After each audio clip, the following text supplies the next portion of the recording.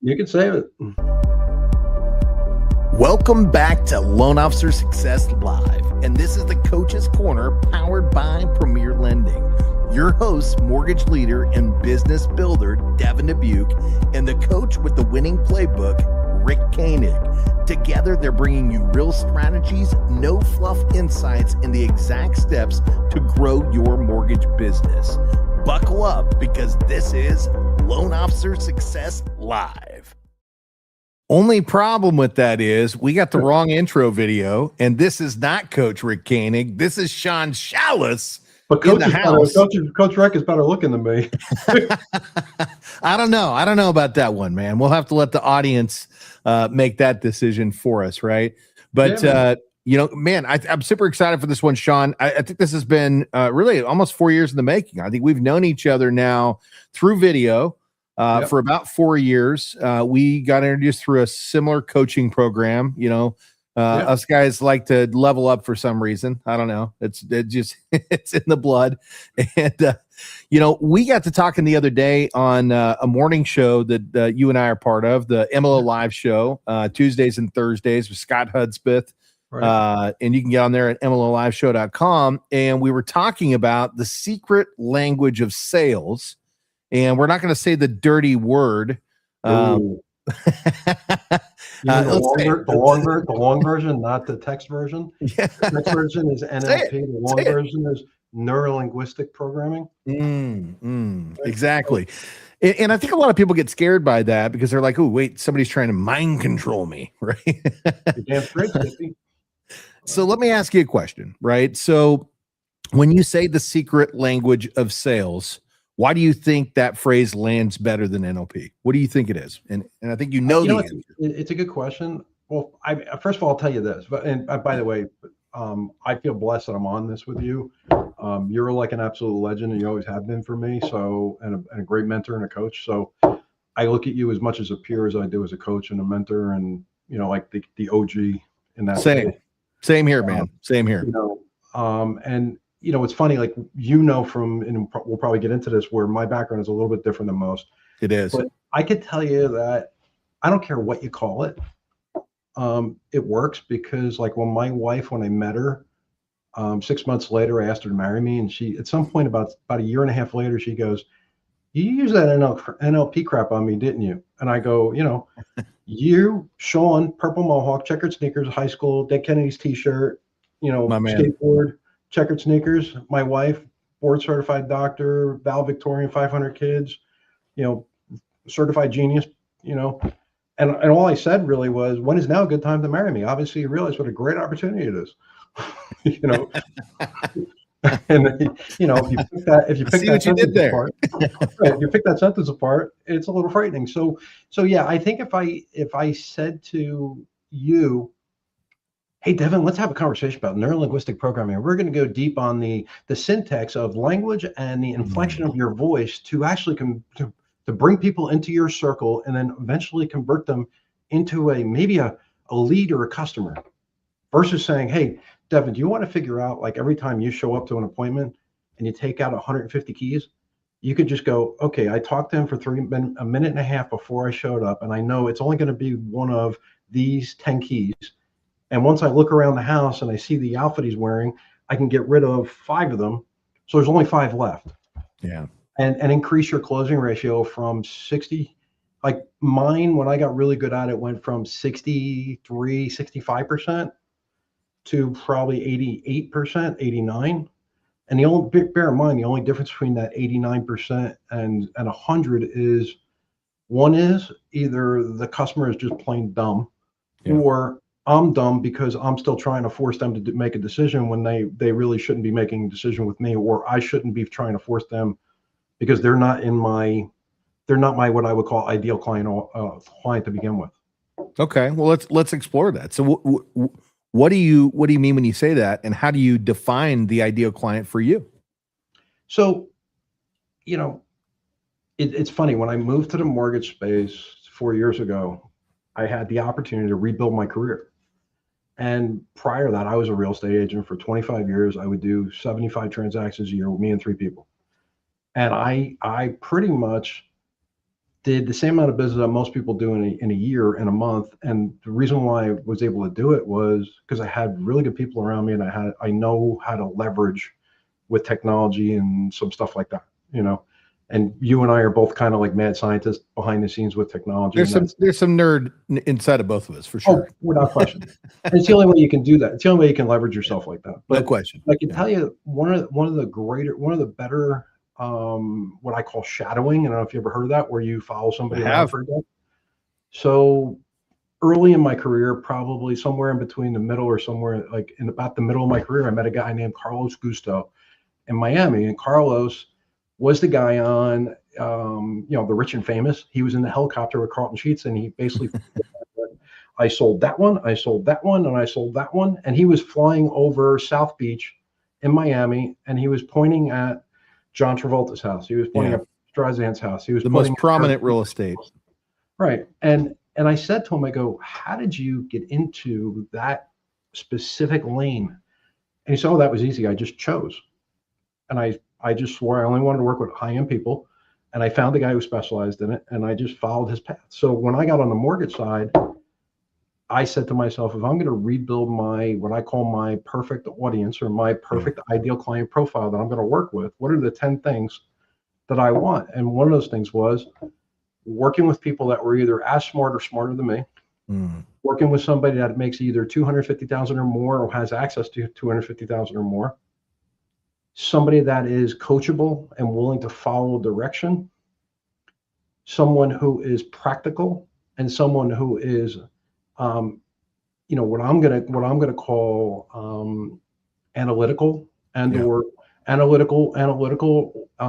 drivers. And the reason why I mean analytical and drivers, and we can dig into that in a second, but that means that if I give Devin all the information that makes sense, and he's practical, and the numbers, the analytical piece line up, and I'm actually in rapport with him because I actually make more than, the same or more than he does, and I play in the same sandbox, there's no reason why he shouldn't do business with me, which means it's a layup.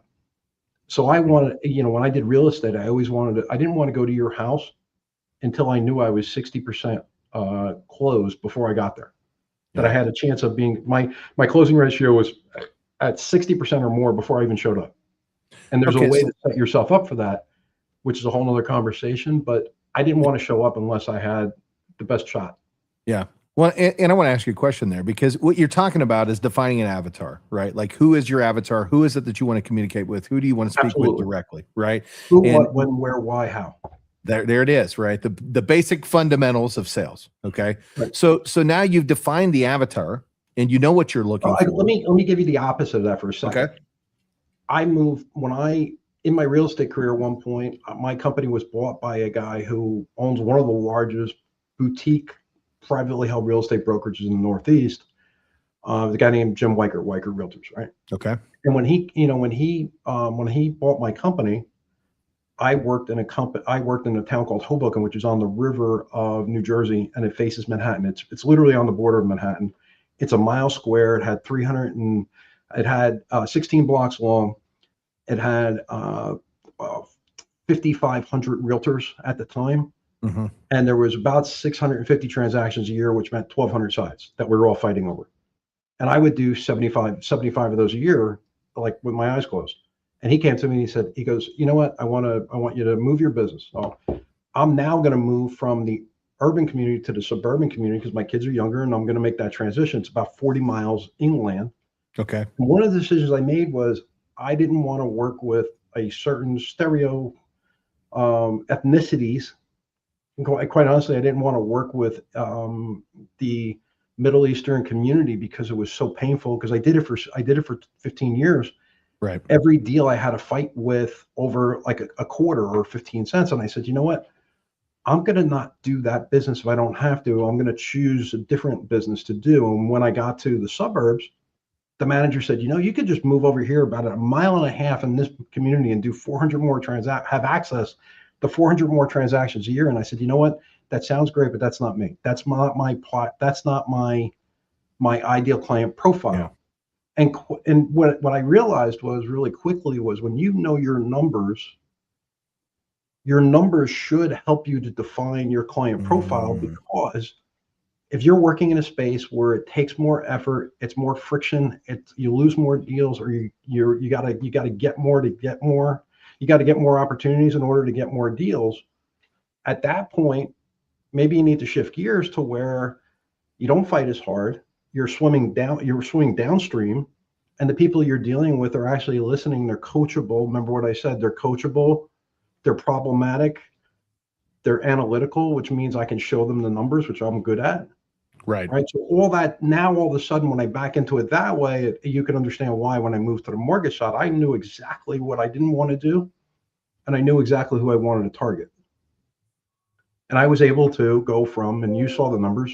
I'm sure anybody on here that's in the space can look at them.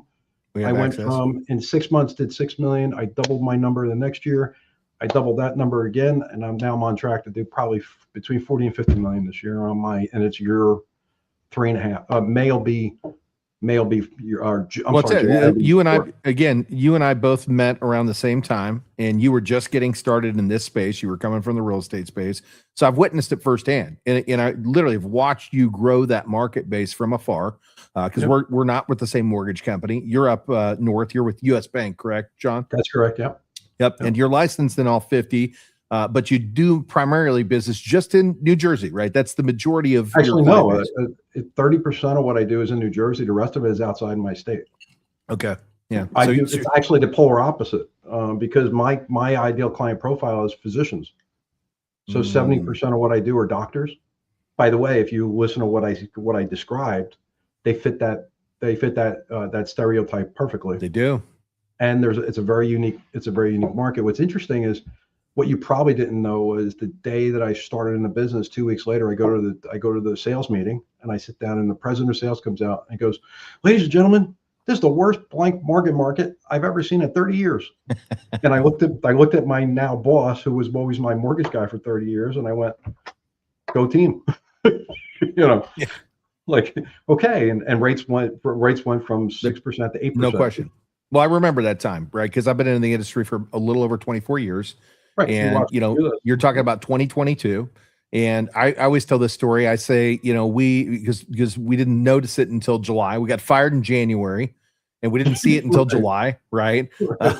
And we just didn't know. We didn't get the memo, right? So then June, July turns around, and we all of a sudden we went from, my team at the time was closing 250 plus transactions a year, to 80, to 40, to 30.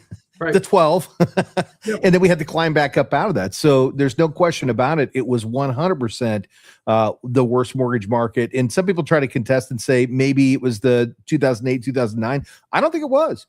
I genuinely think. But if I remember correctly, correct me if I'm wrong, I remember your story, and I remember when I first met you, and I met you in Florida. Or actually, I didn't meet you. I met your wife in Florida, and your son or your mom. Mother-in-law. Mother-in-law in Florida. Yep. And I remember the story is, correct me if I'm wrong, you changed your avatar. You changed your ideal client profile from doing refis to doing acquisition loans. 100%.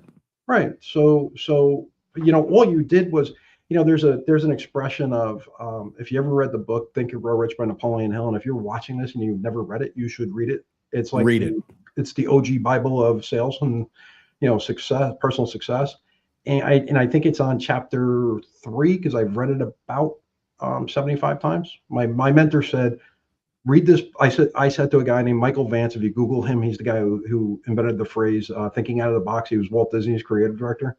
I said, Mike, what's the one thing you could recommend doing that is like just a constant? He said, read the book Think and Grow Rich. And I go, I've read that book. He goes, yeah, but if tell me what's in chapter 3. And I go, I don't know.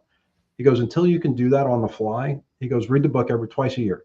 He goes, read it once in the beginning of the year or once in the middle of the year. So I read it January and then August 12th, which is my birthday, those 2 times a year. And I read it. I did that for 20 years straight. And I can now say to you, the personal success formula is on chapter 3. The psychology of selling is on chapter 7. But if you take that book, he talks about 3 feet from the gold. He talks about the guys during the gold rush, and the guys buying all the equipment, goes back home. He hits a little piece of gold, and he goes back home and he says, hey, Devin, give me some money. Give me all the money from the neighborhood. I'm going to take our money. I'm going to go dig for gold, and we're going to make millions. The guy goes back and he finds out that where he was digging, there was only that one piece of gold. Yeah. He gets so frustrated that he gives the equipment to the guy he was selling the gold to, like the broker, right, for like $1, like pennies on the dollar, and says, you know what, I'm going back to New Jersey. That's it. I quit. I'm going to go back and make pizzas, right? And the guy leaves. And the guy who's the broker, who's a smart guy, what he does, he hires a guy who is a geologist, and he goes, hey, you know what, this guy was digging right here. He goes, can you tell me where I should be digging? And the guy goes, yeah. He goes, if you just if you just take that equipment and move it over 3 feet, you should actually hit where the vein is. It turns out he just got a piece of gold on the corner that had to fall off. He got lucky. He goes, but you can get rich. And the guy moved the stack of equipment over 3 feet, made millions. You know, and really what you did, according to what I saw, was you just shifted your focus by 3 feet. Well, you know, that's, you mentioned that, Sean, and that's something that I've seen multiple times in my career, because I've had to reinvent our market 3 to 4 different times, right? You know, I've always led larger groups, and when things transition and change, some people just throw up their hands and they get out. What I found is if you double down and find a new solution and just attack it and go all in, you're going to find success in anything you do. If you're doing successful activity and actions, you just have to figure out what that little niche is, make the change, and go. You just had a word that I'm going to underline, score, circle. Is you just have to find or know. The problem is it goes back to, and it's kind of like Gary Keller, when I worked with him, said, what's the one thing you can do that changes everything and makes everything either easier or unnecessary? The problem is most people don't know what the one thing is, because they don't know what the 69 things a day that they do in any given order are happening on a regular basis. So they don't track their numbers. They don't track their activities. And if you don't track your numbers and activities, you wake up one day where somebody pulls the curtain out. In January, you like you said, in January, I got fired. If you were tracking the numbers, and I'm sure you do, I know you well enough, but even then, even the best of us, you could be tracking everything and you might not notice it for 6 months. At least you noticed it 6 months in and were able to shift gears. Most people go broke because they never notice it because they don't know the numbers. I'll tell you this. So I did know it was coming, right? We took that 6 months to figure out what the next step was. And I think that's where a lot of people don't prepare. And so what had happened was at that 6 month mark, it was literally when we were like, okay, this is what we're doing. We now have the plan. Now let's execute. Now, the problem is we probably needed to know 6 months before that so that we could prepare and get everybody ready to make that transition. And I think even more so, a lot of times people won't make a move until it's already happened because it gets so uncomfortable. They realize they don't have a choice. And I think what happens is when they saw the pipeline drop off, even though I'm telling them, hey, this is happening, we got to make a shift, they weren't prepared to make that shift because it didn't hurt bad enough. Right. It changes. People only change when they're either two things. One, they could see the money in it tomorrow, like instantly, or it's so painful where they're standing. It just, they don't, they have to move. Yeah. And when I would build teams, and I would go from, when I built my team and I went from doing 25 units to now 50 units in a year, and then 50 units to 75, there's different people and different personality types that are going to be on your team. And what happens is people would say, like I coach teams for KW and Maps Coaching at one point, and people would say to me, "Oh my God, but how do I fire this person? They've been with me forever." And I go, "You don't." And they, well, what do you mean? Who's going to tell them? I go, "They're going to tell themselves." And they go, well, "What do you mean?" I go, "If you change the environment and you commit to it, either people will step up or step out." So true. And I go, and you have to commit to like I could tell you, I just bought the Christie's Great Estates affiliate. Okay. I opened my doors in Jersey City. I bought the affiliate in 2007.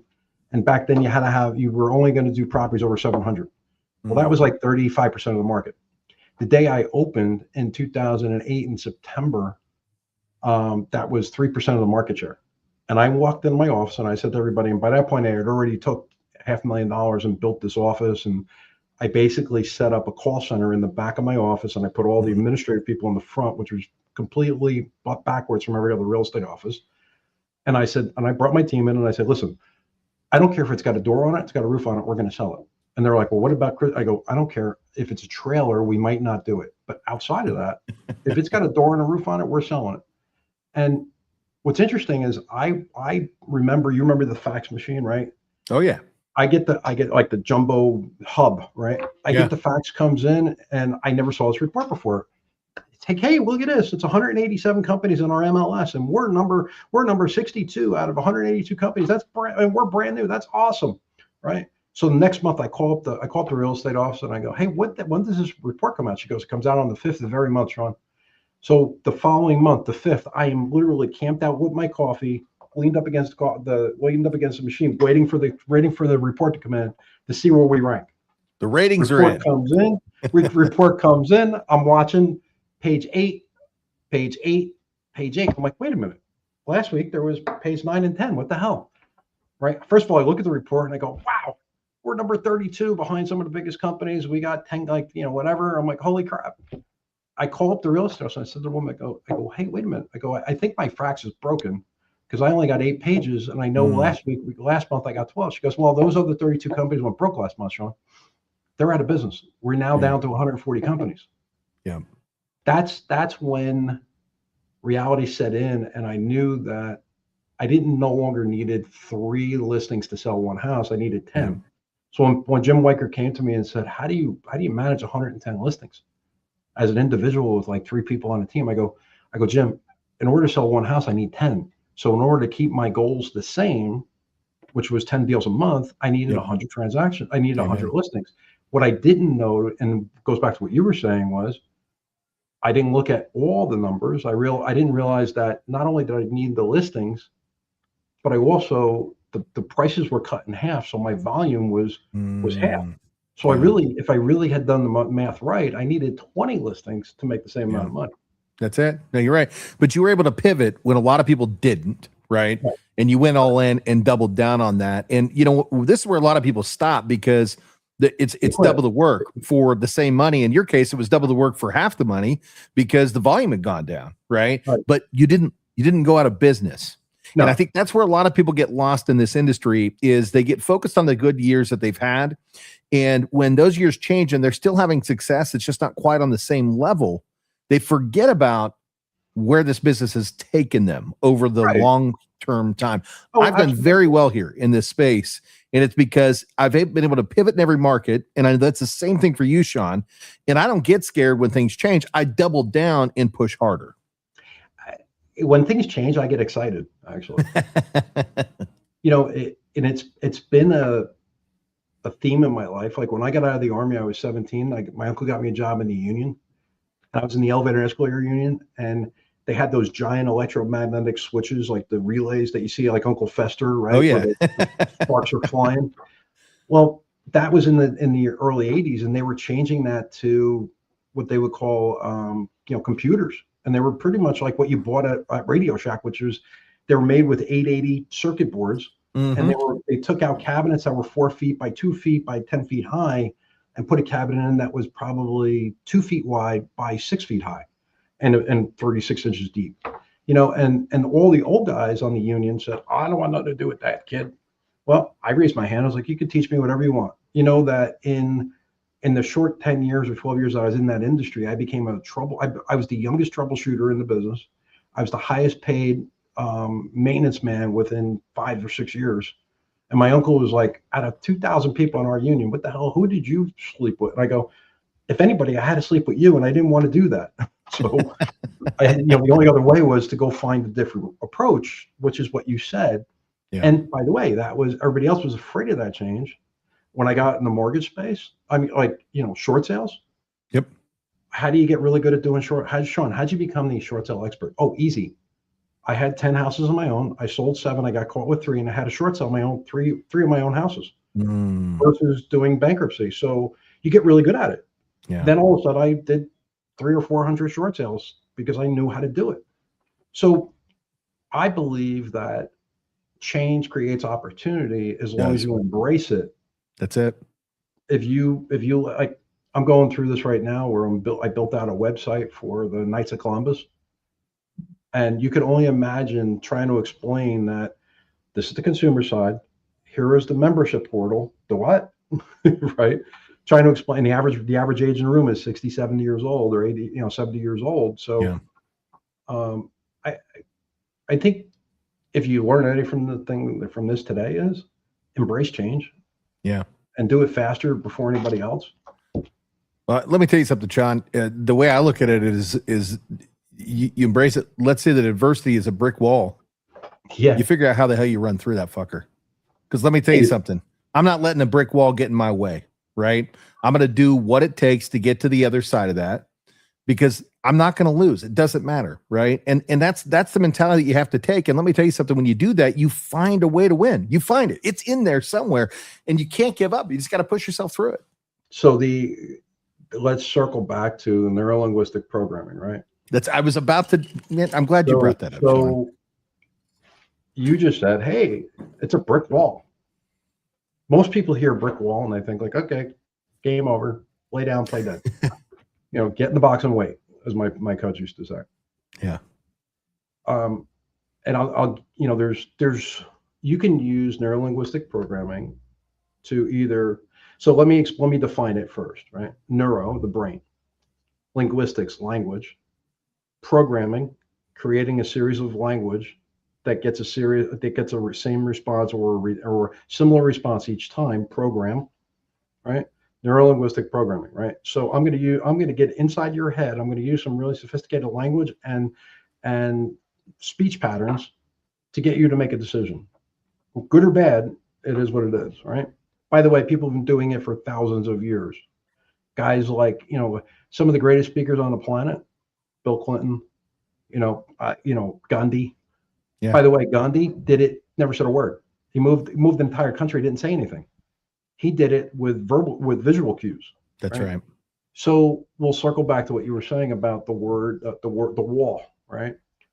So you could either use neurolinguistic programming to program somebody else to make a decision. Hey, Devin, obviously you realize what a great opportunity is to work with me. When is now a good time to make the decision to sign the contract? Right. So I just told you that, hey, you trust me, you like me, and I know you want to make a decision, sign the contract. Because you really only hear 6% of the words I'm saying. What's interesting is you could use that same technology to program yourself. And if you've seen Tony Robbins, who I worked with years ago, he teaches you how to use neurolinguistic programming or NLP to program yourself. That's right. And create your self-talk. And your self-talk, and I would say the wall, I'm going to plow through the wall, right? When I met a guy named Stu Middleman, who, if you Google him, he's a pretty interesting guy. He was the first guy to run across the United States, like back-to-back marathons. Yeah. And he studied like these people in Guyana and all these other people to go do this. And when I hired him to coach me, this is probably 20 years ago, more 25 years ago, I hired him to coach me. I paid him $500 a month to talk to him on the phone because he was in California. He goes, "Okay, record your gait." And I go, "My what?" He goes, running on the treadmill. Now, bear in mind, back then, you had to go get somebody with a VCR, record it, stick this tape in the FedEx, ship it across the country. 2 weeks later, the guy said, "Okay, I got the tape." Right? So we get on our first coaching call. Do you know that he would interrupt me for the first 3 coaching calls, which is to the tune of $1,500, and said, "Until we straighten out your language patterns, we're not going to talk anymore." And I go, "Okay, well, what do you mean?" He goes, "Well, you keep saying the word problem. If you talk to me now, I don't use the word problem. I use the word challenge."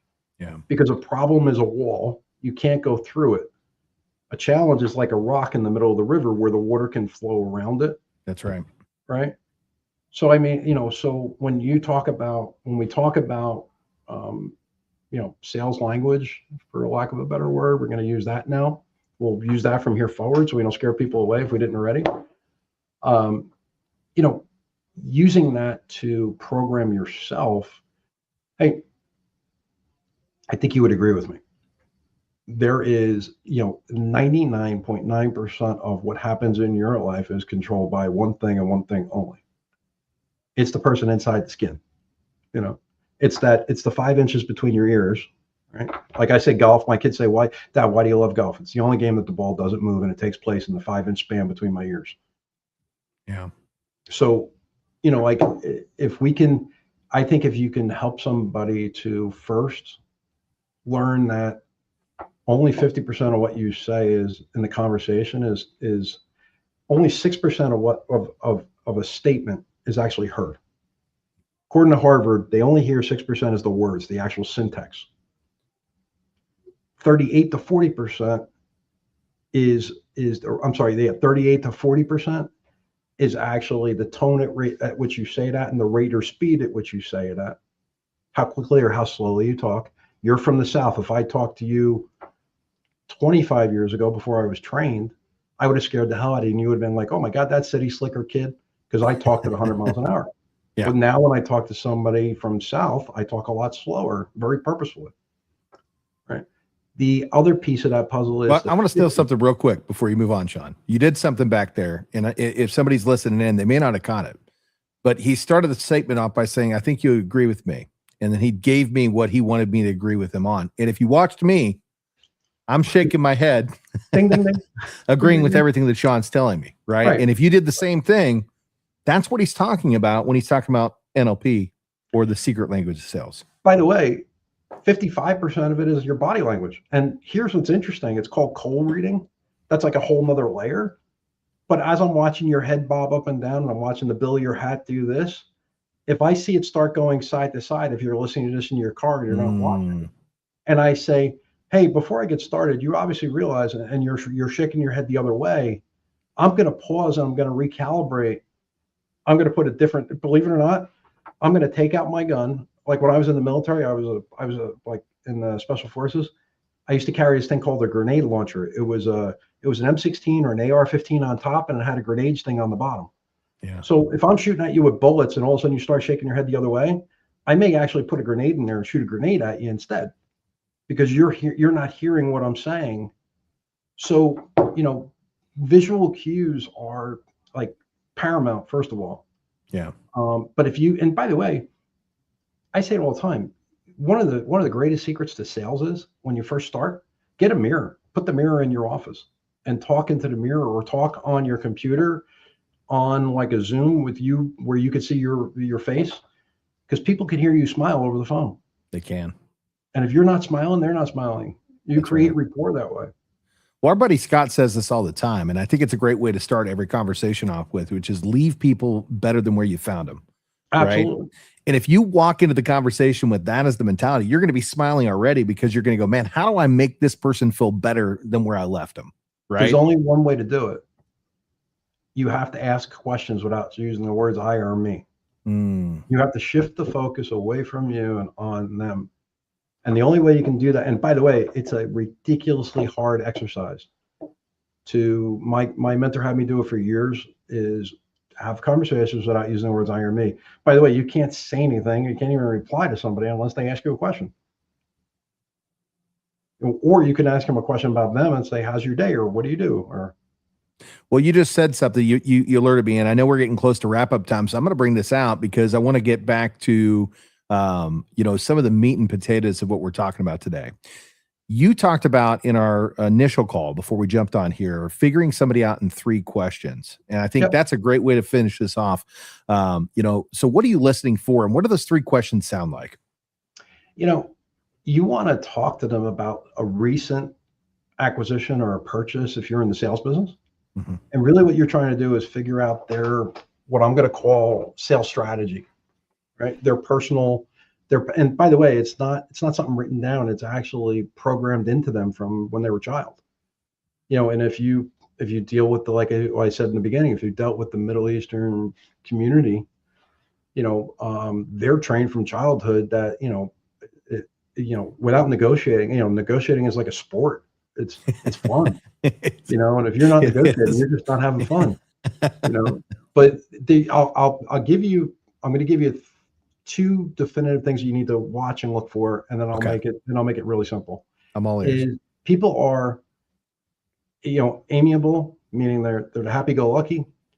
They're drivers, analyticals, or expressives.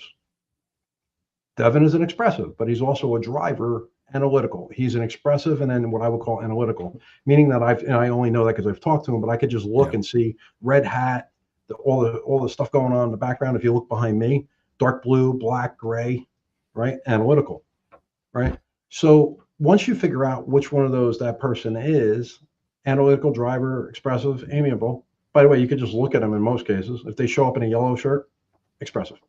Yeah. And then you want to find out, are they moving away from pain or towards pleasure? My house is too small. I only have 2 bedrooms. I need 3. I really don't care. I don't need to be in the house. Whenever we get there, usually that's the kid who's on a trust fund, or usually those people, they're only about 15% of the population. So don't worry about those. Usually you might even want to just not even work with them because they're a whole nother breed. And then there's internal decision maker, external. We talked about this when you said, hey, I always start out by saying, Sean, you already know. The problem is if he says to me, I already know, and I'm an external decision maker and I take in information from everybody in the neighborhood, and I don't care what I know because I don't feel I'm not comfortable in my own skin. So I solicit everybody else's opinion to make a decision. And here's a good example of that. They go buy a car. Hey, Devin, when you bought that car, did you go there by yourself or did you go with the family? Oh, no, I took my sister, my brother, and my cousin. Okay, great. Ding, ding, ding. External decision maker. Yeah. Hey, Devin, did you know exactly the car you wanted to buy before you got there? Oh, absolutely. I knew exactly the car. I knew the color. Internal decision maker. They don't care. They've been doing their research. They've been doing it by themselves on their computer, right? Hey, Devin, why are you buying a new car? Well, my other car's falling apart. Moving away from pain or towards pleasure? Moving away from pain, right? What's important about the car you drive? Well, it doesn't really matter, right? Not an expressive. Expressive wants a bright color, right? The analytical or the driver, they just want a freaking car. Just give me the keys. I want to get in the car and I want to go. I don't care about the sales pitch. Just give me the keys, right? So when you start asking questions and I say, have you bought a house before? Yeah, as a matter of fact, I did. Well, yeah, I brought the whole family. My wife and I made the decision. Okay, you didn't buy it before you got married. Nope. And when you made that decision, is there any other decision makers involved? Well, yeah, my mom and my dad were, okay. Well, are you getting, here's like a mortgage thing, right? Hey, are you getting a gift? Yes, I am. Are they part of the decision to buy the home? Well, yes, as a matter of fact, they are. So maybe we should get them on the call with us so that when we figure out the numbers, we make sure everybody's on the same page. Why would I do that? Because they're writing the check. And obviously, if they're an external decision maker and they value their parents' opinion, just sell that person too at the same time. And that way you lose less deals. 100%. Well, you're bringing in all the decision makers. And in addition to that, you're giving them a comfort level with you because you actually have the foresight to say, hey, I want to bring you in on this. Because what happens a lot of the times when there are additional players that aren't involved is we don't bring them in and they have somebody else that they know. And the next thing you know, the client ends up going another direction because the decision makers, who were actually not the people that were on the phone, made the decision that they weren't involved because you didn't involve me. And now they're going to bring that business to somebody else who is involving them. And that's another layer, which is in the neurolinguistic programming, you'll learn it's called future pacing. That's it. Devin, obviously, we just got, I just want to make sure we're all on the same page. Obviously, Mrs. Dubuque, you have any questions? Nope. Devin, you got any questions? Nope. Tommy Jones, do you have any questions? Nope. Okay, I just want to make sure we're on the same page because obviously you guys realize as soon as you leave this call, each one of you is going to run into somebody that knows somebody that's in the business. And obviously what you're going to tell them is, we already got a great guy. He already knows what we're all thinking, and he's going to help us through the process. And bear in mind, I want you to solicit their opinion and bring it back to me because I just want to make sure we're not missing something. Walk them back through that. Are we okay with that? Yeah, walk that back through because I know what you just did, but frame that backwards, right? What did you just do there? So basically, what I did is I got you all to agree. First of all, I realized, I made it. I'm pushing on the fact that if you show up with your parents and somebody else, you're an external decision maker, first of all, and that means that those two people are valuable to your decision, and you're not going to make a decision without them. You may listen to somebody without them, but you're not going to make the final decision without them. That's right. And what I just did was I doubled down on that and I pushed on it because I know like the answers to the test. So I'm gonna make sure I get extra credit on that one and push on it. Then I'm going to say to you, hey, I'm future pacing. I'm telling them what's going to happen. That's it. You're going to get solicited by somebody else. If they're not trying hard enough, right? And now I'm saying to them, hey, listen, we're all on the same page. We're all in agreement that that's going to happen. Okay, great. So I'm not hiding anything under the curtain. I'm not trying to get a credit card from them saying, give me your credit card so I can hold you hostage. And then I'm even making it okay for them to solicit that information. But if you listen to what I said, I go, just be sure. And when I say just be sure, I do two things. I pause so that you hear air gap. Your brain stops. Their brain is going to stop and go, oh, wait, he's going to say something important because he stopped.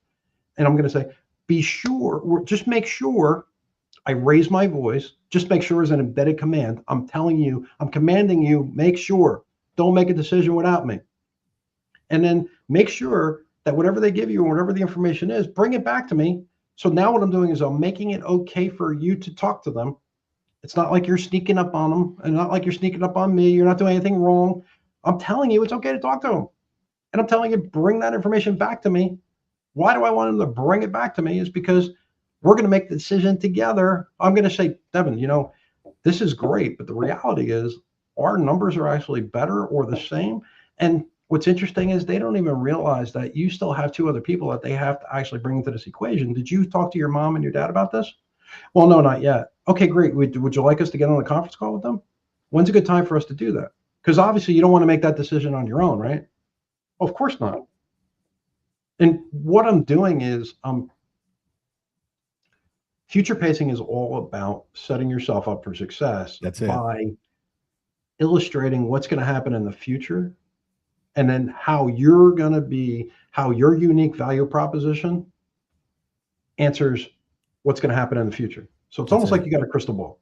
And here's the best part. When I tell people, when I hang up the phone with a borrower and I say, Devin, did you make the offer yet? No, we're doing it tonight. Okay, great. Oh, and right before they hang up the phone, I'll say, oh, wait, I almost forgot. Devin, I'm going to put my realtor hat on for a second, okay? And I lower my voice and I say, okay, and I pause. And now all of a sudden they listen, and they actually got to listen a little harder. I'm reeling them in. I'm going to say, Devin, you remember when you got married, right? You remember when you got divorced and your stomach was bothering, you're walking down the aisle and you're sweating and you got all that going on, right? Listen, I got to tell you, getting married, getting divorced, having kids, right? Public speaking, and the last one is getting a mortgage. They're the most stressful things on the planet, according to Harvard, right? And I'm not a smart guy, but Harvard is. I'm going to tell you that tomorrow morning you're going to wake up and it's going to be just like when you got married. This time is going to be just like that time. And when you wake up tomorrow and you feel nauseous, don't worry about it. It's what they call buyer remorse. And by the way, I'm the mortgage guy, but if you wake up in the morning and you're writing a check for $500,000 to buy a house for $1.5 million, and it's all the money you have in the bank, and you don't feel sick to your stomach, first of all, cancel the offer, call a therapist, because there is something physically, mentally, and emotionally wrong with you. By the way, that's my close. So what happens? You wake up in the morning, you're sick as a dog. And you're like, holy shit, that guy knew exactly what he was talking about. Oh my God, I'm going to call Sean. It just builds confidence. It builds confidence because you've told them what the reaction is going to be. You've told them what's going to happen after they leave the call with you. You've told them what the future is going to look like. And you've given them a command as to what to do when that happens. And the command, they don't know, but yeah, the command leads them back to you. I programmed their, like 100%. Pavlov's dog. You knock on the knock, and the dog comes over looking for a biscuit. But we're conditioned our entire lives. I used this analogy the other day. We go to the doctor's office, right? Okay, sign in. We already know that because it's an instruction. Hey, the doctor will be with you in a moment. Just sit right there. And we're going to sit right there. Okay, doctor's here. Go back to the room. Go back to the room. We already know it's going to be a nurse, right? Doctor comes in. They give you their diagnosis. 3 minutes later. Yep. Hey, okay, so here's what we're going to do. We're going to get you your prescription that's going to be called in at such and such pharmacy. Check out with Denise on your way out the door, right? We walk out the door. What you're doing is the exact same thing. You're telling them what's going to happen in the future. So when it does happen, they already know. The only reason we know all those sequences of the doctor is we've all been through it. What Sean's saying is you're painting the picture for them while you're having the conversation is what's next to come. But the command is always to come back to Sean, who's going to give them the next instruction. So the way that one of my coaches explained it to me was, because did you ever go to Disney? I go, yeah. He goes, you ever go to the haunted house there? I go, yeah. He goes, did your friends tell you about like the guy who, when you walk in and as soon as you make the right, there's going to be a ghost there. It's going to make you jump out of your skin. And then when you, and like, have you ever been on a roller coaster that goes straight up and not go back down on the other side? Yeah. I mean, like, what's coming. Here's the difference between, getting a mortgage. There's about 35 to 40 people involved in the transaction. If you're not a little scatterbrained, I don't care if you're splitting atoms or surgery, you're doing surgery, unless you've been doing the real estate business and or the mortgage business as long as I have, more than likely there's going to be a nuance in there that you haven't come across. But the good news is you have a great team of experts. You have me and Devin behind you. And you know what? You don't have to worry. We're going to actually tell you before the actual scary stuff happens to look for it. And matter of fact, I say to people all the time, my goal is really only one thing. I have a really simple job. It's what I call my 100% zero promise. 100% no obligation and zero excuses. That I'm going to get you to a smooth and flawless closing on time, every time, no matter what. And I go, if I don't, okay, great. You know what? But I can tell you that is my promise to myself, that I'm going to do the best for Devin. And I can tell you the last piece of the puzzle, and the most important, powerful word that we're going to work on together is called no. If I can't do it, it's the smallest, most powerful word in the English language. And if I can't get you what you want in the time you want, I'm just going to say, no, I can't do it. I'm going to send you to Devin or somebody else who can do it. I go, it's not worth it to me to lose our relationship together that we've spent this time putting together over a transaction. It's not going to change the way my kids eat or drink. They'll get a hamburger, they'll still get the cheeseburger, and I'll still get a Diet Coke. We're going to be fine. But I want to make sure you're comfortable in your decision. All we need to do now is simply finish the application. Can I have your credit card, by the way? There it is. And there's the command. Hey guys, I hope you're really paying close attention and taking notes here. And if you're not, check Sean out on his podcast. You can find that on YouTube at the Loan Doctor Podcast. Sean's at YouTube at the Loan Doctor Podcast. I would imagine it's probably on the podcast network there too, right? On Apple. By the way, there is somebody who took my the Loan Doctor Podcast and actually created the Loan Doctor Podcast 2, I guess. Make sure it's got my smiling face. Sean Shallis. Yeah, Sean Shallis. And it's got some kind of like wise ass remarks in it. That would be mine. Yeah, that's our guy. So that's and you can find Sean on Facebook too at Sean Shallis. Just go over there. Make sure that you follow Sean as well. Like his page, make a comment over there, right? That way we can keep bringing great content out there, for people out there like Sean that are helping educate and providing clarity for sales, but also for consumers, right? And then again, over at Instagram at Loan Doctor Podcast. You can find him on Instagram at Loan Doctor Podcast. So if you're on any of those platforms right now, do us a big favor, go over there and follow Sean, like one of his posts, comment. And, I know Sean will get back to you because Sean's a great guy like that. He gets back to his audience. So, Sean, we're going to close out with the lightning round. Yeah. Myth or fact? If you talk less, you close more. If you talk less, close more. Fact. Myth or fact? What's more powerful, the right question or the right framework? Right framework. One word or phrase you've removed from your vocabulary because it kills deals. Time kills deals. Always. All right, guys. I tell people all the time, delays in time, because you don't need to make a decision doesn't mean that you shouldn't. Time kills deals. Great stuff, brother. Well, again, Sean, thank you so much for joining us over here on the show. And as we said, if you want to find Sean, go find him. He's out there. Loan Doctor Podcast.